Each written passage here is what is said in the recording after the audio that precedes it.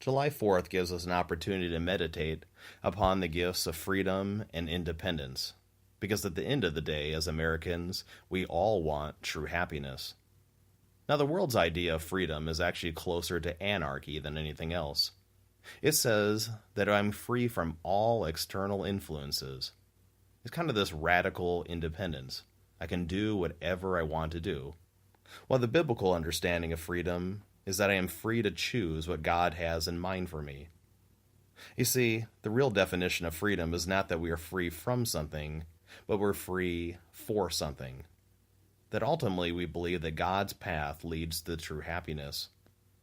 With that definition in mind, then the Blessed Virgin Mary would have to be the freest individual ever.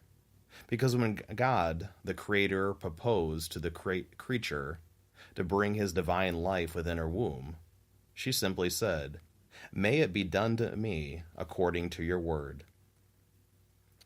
Also, another thing to think about this holiday is that our independence is a condition of our dependence.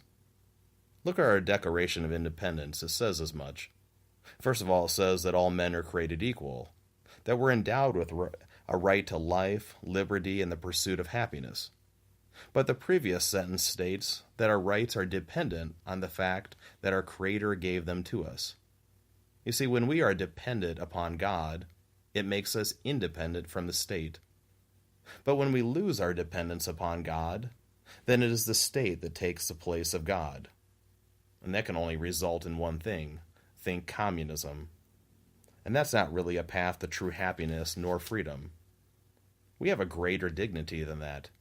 And that's why we turn to the first pages of the Bible in the book of Genesis.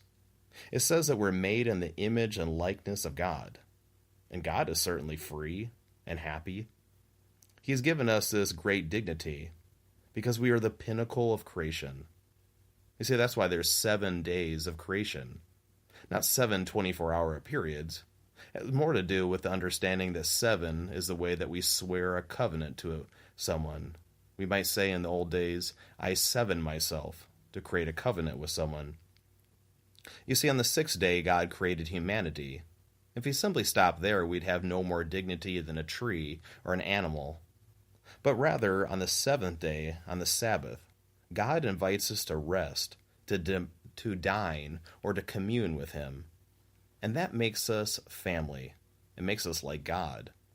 And we're loved by God. And that means that we can use our freedom to depend upon his goodness, and we can choose his will. And then that will bring us true happiness.